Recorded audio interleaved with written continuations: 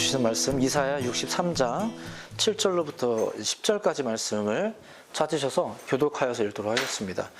이사야 63장 7절로부터 10절까지 말씀을 교독하여서 읽도록 하겠습니다. 내가 여호와께서 우리에게 베푸신 모든 자비와 그의 찬송을 말하며 그의 사랑을 따라 그의 많은 자비를 따라 이스라엘 집에 베푸신 큰 은총을 말하리라.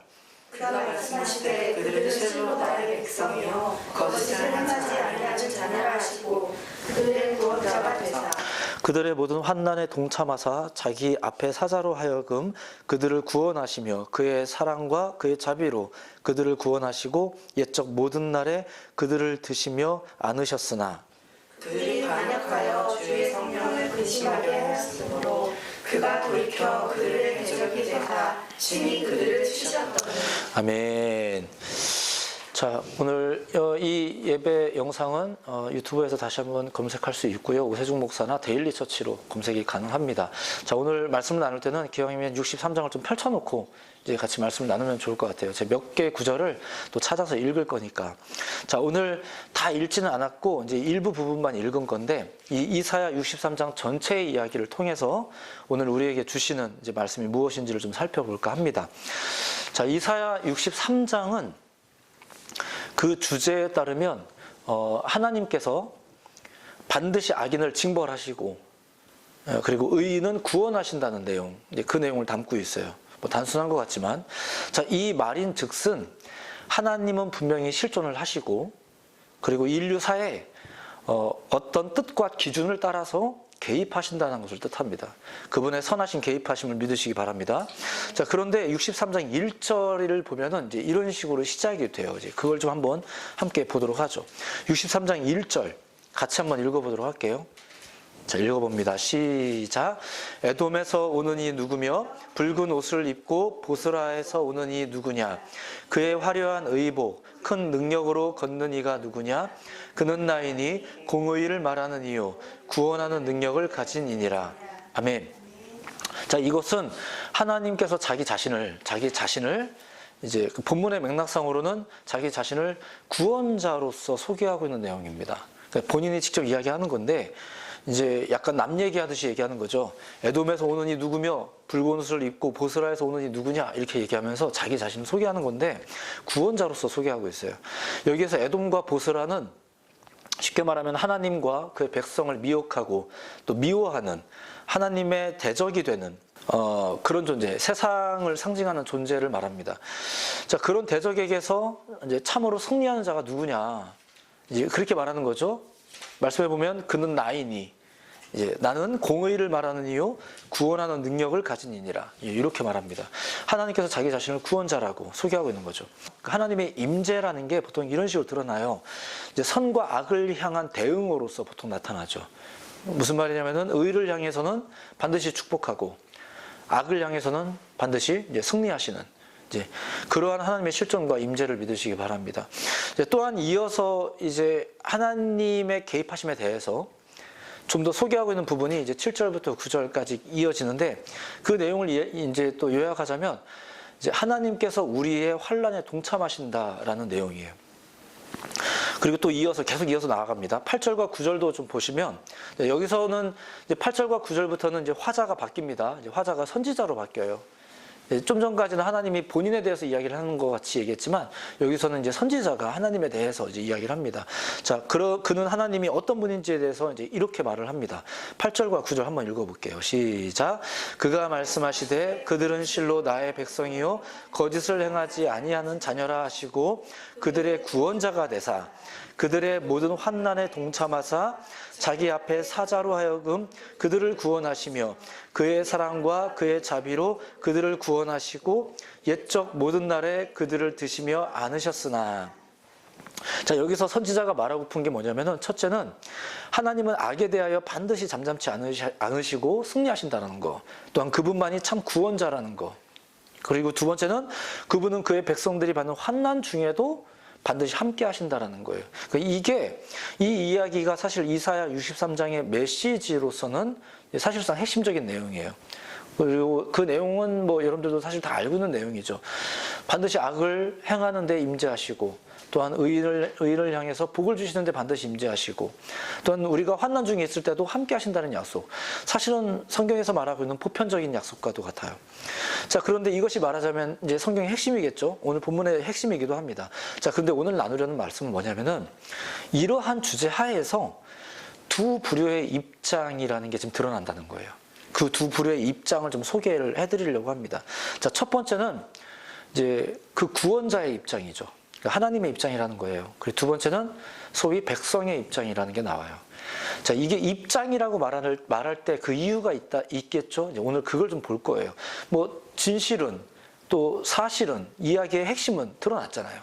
자, 그런데 입장이라는 게 형성이 되더라 이거죠. 그게 뭘까? 그리고 왜 그럴까? 한번 그걸 좀 보겠습니다. 자, 먼저 구원자의 입장을 잠깐 소개해 드릴게요. 뭐 이미 나온 거지만서도 그래도 입장이라는 차원에서 한번 보도록 하겠습니다. 그것을 잘 보여주는 이야기가 3절부터 6절까지의 이야기예요. 그걸 다시 한번 좀 보시면서 한번 보도록 할게요. 3절은 이렇게 시작합니다. 3절 앞부분에 이렇게 시작됩니다. 만민 가운데 나와 함께한 자가 없이 내가 홀로 포도즙틀을 밟았는데, 이렇게 시작이 돼요.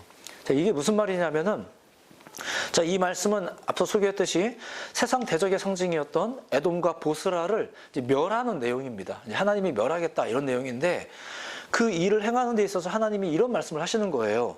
나와 함께한 자가 없었다. 자, 눈으로 보실 수 있으시죠? 나와 함께한 자가 없었다.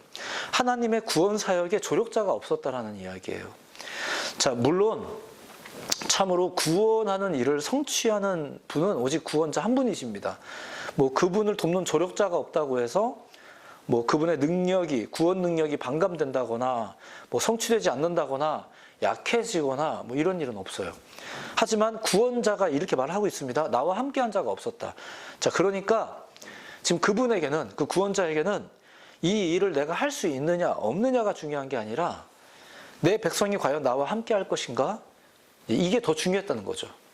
그러니까 하나님이 이걸 할 수 있느냐 없느냐, 혹은 뭐 그분이 뭐 힘이 딸려가지고 우리가 그분을 도와드려야 그 일이 성취된다, 이런 맥락이겠는가? 그거 아니라는 거예요. 어차피 그분은 이 일을 하시는데 충분하신 분이세요. 근데 다만 그분의 관심은 뭐죠? 왜 나와 함께하는 이가 아무도 없을까? 이후의 구절을 통해서 볼 수 있듯이 구원자는 위축됨이 없이 당신이 하시려던 구원 역사를 다 이룹니다. 4절에 따르면 이는 내 원수 갚는 날이 내 마음에 있고, 내 원수 갚는 날이 내 마음에 있고, 악을 향하여 징벌하겠다는 거죠. 그걸 징벌하실 수 있는 분이라는 거죠. 근데 그것이 내 마음에 있고라는 얘기는 그것을 악을 멸하고 구원을 성취하는 일이 애초에 그분의 마음에 담겨져 있었다는 거예요. 그리고 그럴 능력이 그분에게 있다는 거죠. 그것은 조력자가 없다는 사실 때문에 그분이 결코 흔들리지 않는다라는 거예요. 그러니까 능력 여부를 가지고 보자면 뭐 그분은 말할 게 없어요. 그렇게 그분은 5절의 표현에 따르면, 5절에 나와 있는 표현에 따르면 도와주는 자도 없고 붙들어주는 자도 없이, 그러니까 없어도 그 일을 하는 데는 아무 문제가 없는 분이세요. 그리고 그렇게 하셨대요. 악을 멸하는 일과 당신의 백성을 구원하는 일을 행하는 것은 아무 문제가 안 되는데 왜 이것이 아무도 없을까? 이게 이상하다는 거예요. 왜 내 백성들이 나와 함께 하지 않을까? 하나님은 당신이 행하시는 구원의 일에 누군가가, 그리고 우리가 함께 하시기를 원하십니다. 이거는 하나님의 능력이 부족해서 그런 건 아니에요.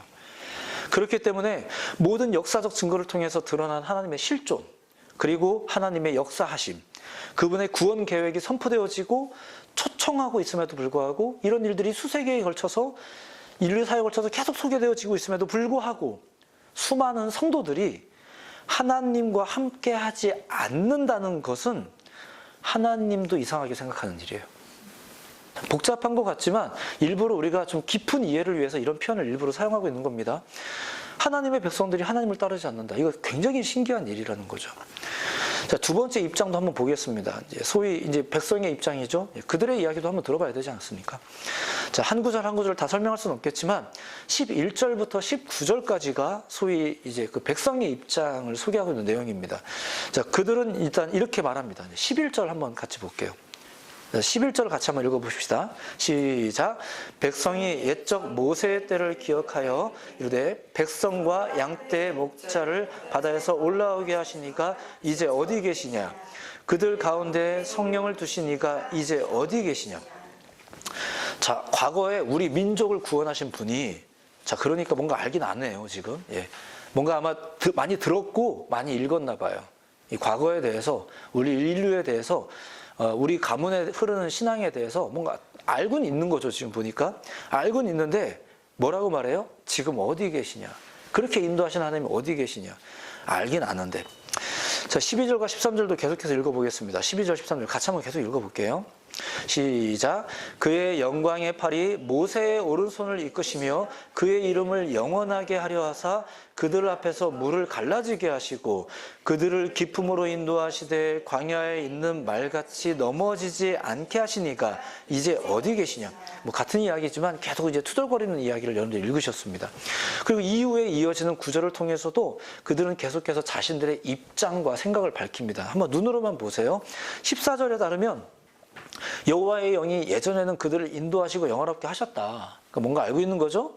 15절 주의 열성과 주의 능하신 행동이 이제 어디 있는가.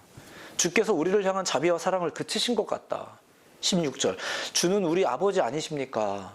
주님이 우리의 구속자라고 하지 않으셨습니까?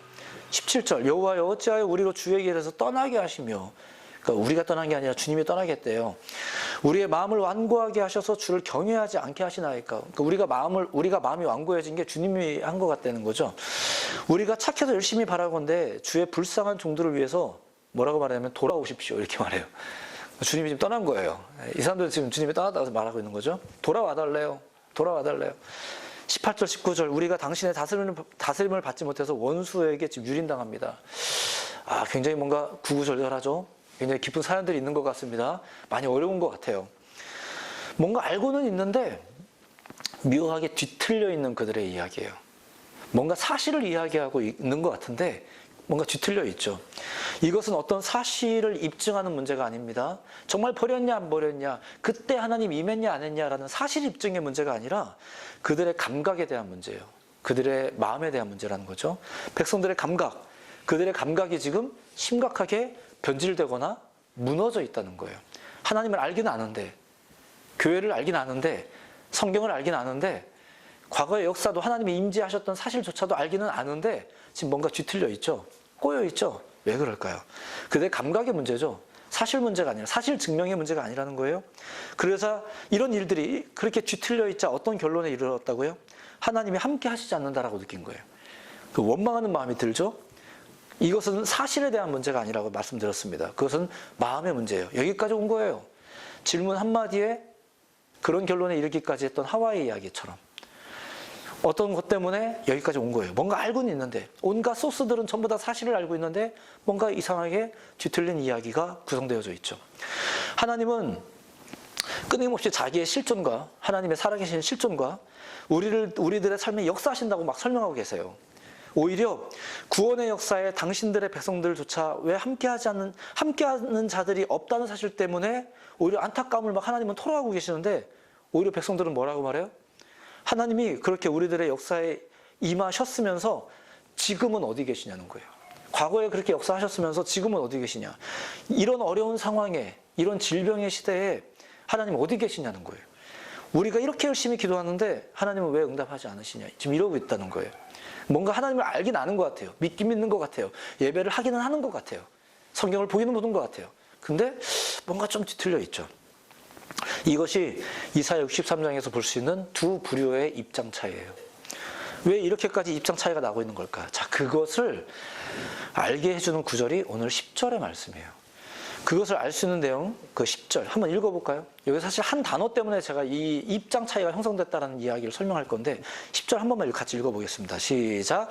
그들이 반역하여 주의 성령을 근심하게 하였으므로 그가 돌이켜 그들의 대적이 되사 친히 그들을 치셨더니. 아멘. 자, 이 구절만 보자면은 그냥 그들이 반역했다고 하니까 뭔가 애들이 나쁜 짓을 했구나 이렇게 생각할 수 있는데, 이 반역이란 단어가 중요해요.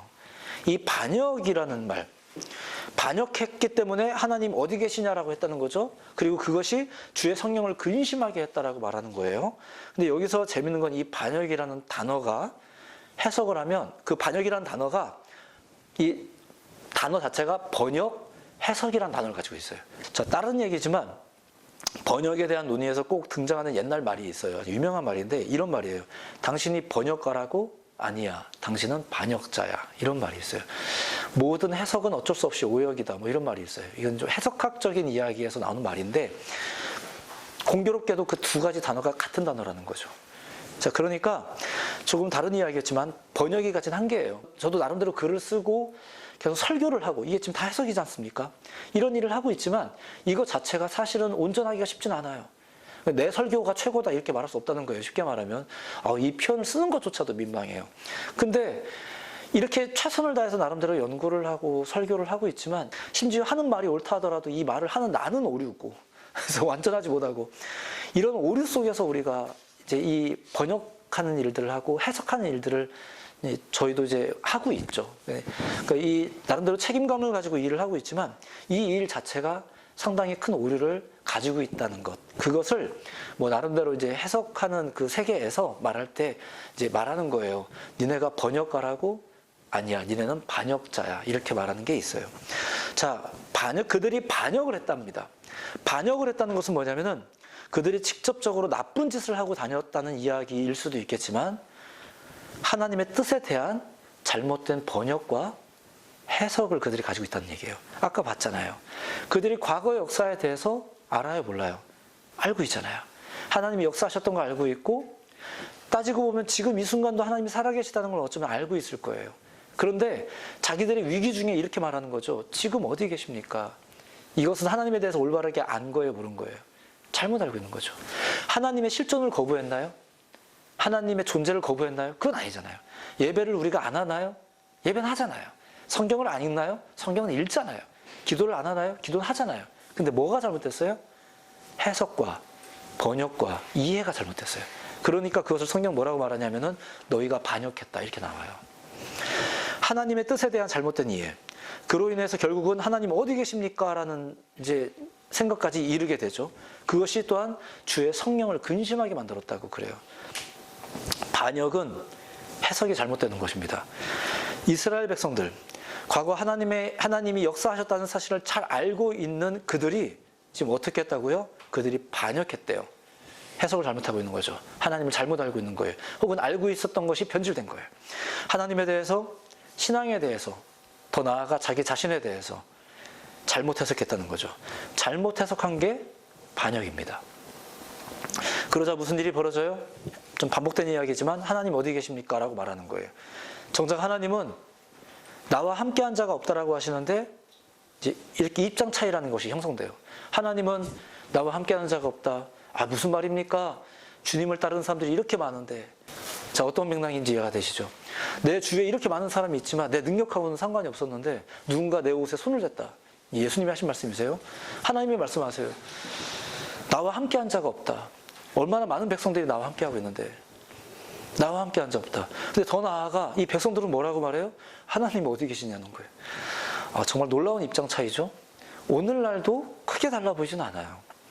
오늘 본문을 통해서 이제 이러한 정리와 결론을 좀 소개해드리고 싶어요. 좀 이미 아시는 거지만 우리 확고하게 다시 한번 새깁시다. 첫 번째, 따라서 고백합시다. 하나님은 참 구원자이십니다. 하나님은 참 구원자이십니다. 한 번만 더. 하나님은 참 구원자이십니다. 하나님은 참 구원자이십니다. 하나님 본인이 그렇게 일단 증거하셨고요. 또 그 증거가 성경을 통해서 기록되고 나타났습니다. 믿으시기 바랍니다.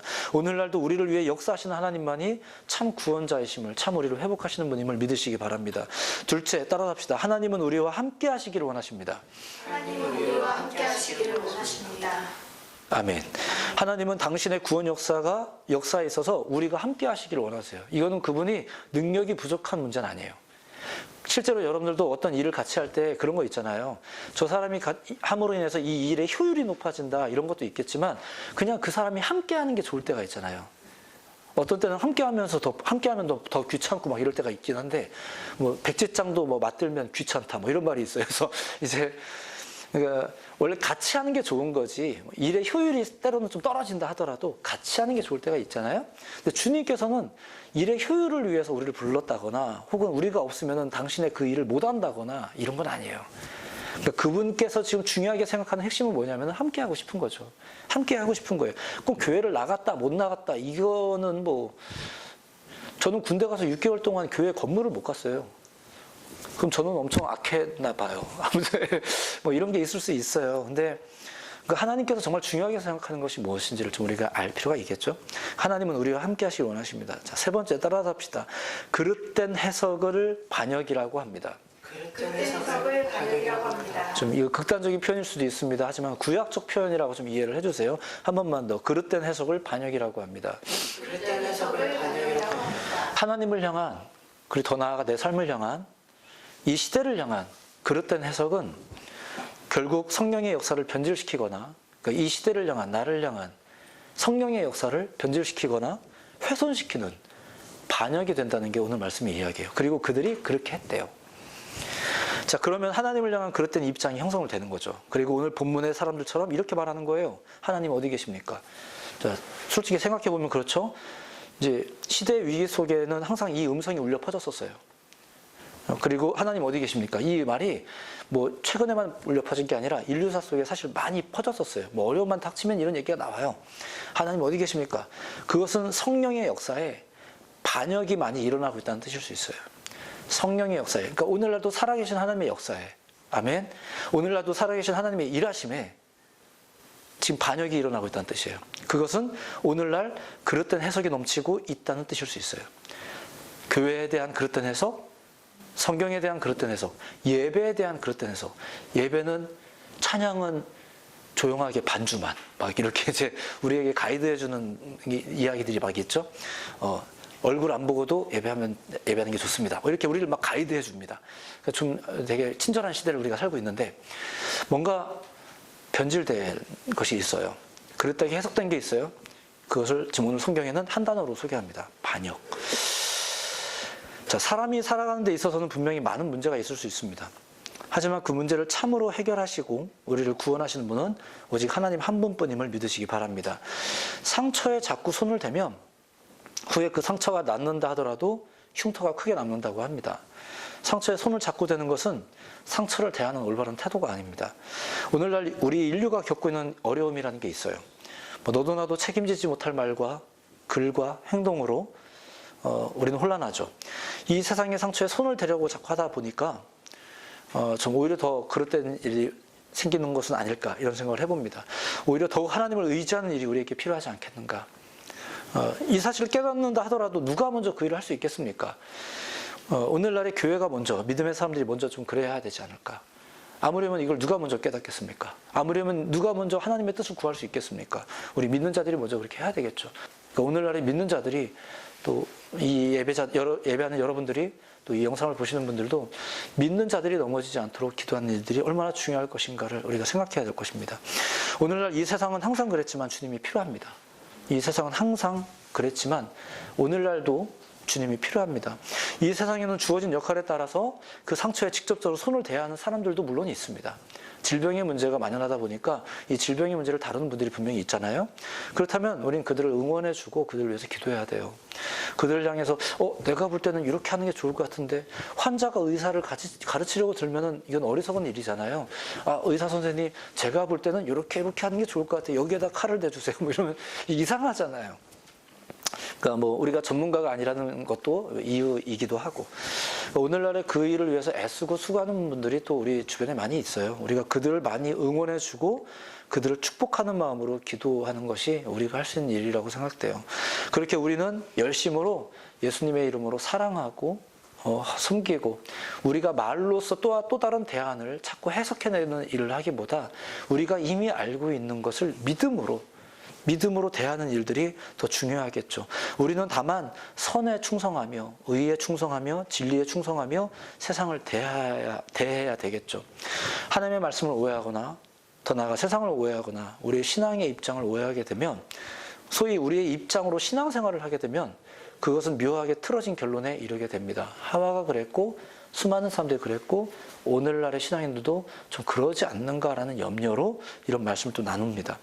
한편 당장은 이해가 되지 않더라도 하나님의 뜻을 알아간다면 또 그것을 그렇게 살아간다면 누군가가 혹시 왜 그렇게 하느냐 왜 나 이해가 안 된다 이렇게 하더라도 하나님의 뜻을 따라 구원의 일을 행하며 사는 자들은 반드시 하나님이 도우세요. 나름대로 제멋대로 살았던 야곱이 이제 앞도 잘 보이지 않는 상황이 되었을 때 요셉이 자기의 두 아들을 데려와서 축복해달라고 하니까 이렇게 해서 축복합니다. 근데 요셉이 마음이 심란해졌어요. 일반적으로 이제 이게 장소는 이제 아버지가 오른손으로 축복해 줘야 되는데 이제 앞도 잘 안 보이는 아버지가 갑자기 손 이렇게 하더니 축복하니까 마음이 심란해서 아버지 잘못됐습니다. 그렇게 하시면 안 됩니다. 이렇게 말했어요. 요셉이 틀린 건 아니에요. 당시에 그 유대인들의 그 축복에 대한 이해와 하나님의 임재의 이해에 따르면 또 성경에 나와 있는 기록에 의하면 오른손이 가지고 있는 의미가 중요했기 때문에 그래서 이제 오른손을 장손에 이렇게 대기를 바랬던 거죠. 근데 이제 그래서 그 아버지가 하는 행동을 보면서 요셉이 아버지가 앞이 잘 안 보이셔서 그런가 잘못되신 것 같아요 라고 말했더니 깊이 설명드릴 수는 없지만 야곱이 이렇게 말했습니다. 안다. 아들아 나도 안다. 지금 알지만 그렇게 하는 거예요. 아들아 나도 알아. 나도 아는데 그냥 이렇게 할래. 그러니까 우리가 신앙을 가지고 산다는 건 세상 물정을 몰라서 사는 걸 말하는 건 아닐 거예요. 이 시대가 돌아가는 것도 잘 아셔야 돼요. 잘 아셔야 돼요. 하지만 알죠. 우리도 알아요. 왜 모르겠어요. 질병에 걸리면 기독교인들은 질병 걸리면 막 좋아합니까? 그러지 않죠. 우리도 그거 걸리면 싫어합니다. 걱정됩니다. 우리도 알아요. 그래도 이 어감을 좀 기억했으면 좋겠어요. 안다. 나도 안다. 따지고 보면 이 말을 듣고 있는 요셉도 형제들에게 이렇게 말했잖아요. 형님들 알아요. 당신들은 나를 해하려 했다는 걸 내가 사실 알아요. 알지만 내가 또 아는 게 있어요. 바로 하나님이 어떤 계획을 갖고 계신지 내가 그걸 알아요. 나는 그거에 순종한 겁니다. 안 해. 지금 알고 있네 자기도. 여러분들도 알고 있잖아요. 그렇죠? 알잖아요. 어떻게 해야 될까요? 이 시대에 하나님께서 원하시는 게 뭘까요? 우리가 그것을 깨달아는 게 중요하겠죠. 입장 차이라고요? 아니죠. 그 입장 차이라는 것은 변질된 차이를 말하는 거예요. 하나님 어디 계십니까? 라고 궁금하세요? 하나님 어디 계십니까? 라고 궁금하시고 막 원망스러우세요? 나와 함께하는 자가 없구나 라는 하나님의 음성을 들으세요. 나와 함께하는 자가 없구나 라는 하나님의 음성을 들으세요. 그리고 하나님과 함께하는 여러분들이 되시면 좋겠어요. 그게 주님이 우리를 향한 초청이니까. 더욱 주를 바라는 여러분의 또 새로운 한 주가 되기를 예수님의 이름으로 축복합니다. 믿음으로 살았으면 좋겠습니다. 아셨죠?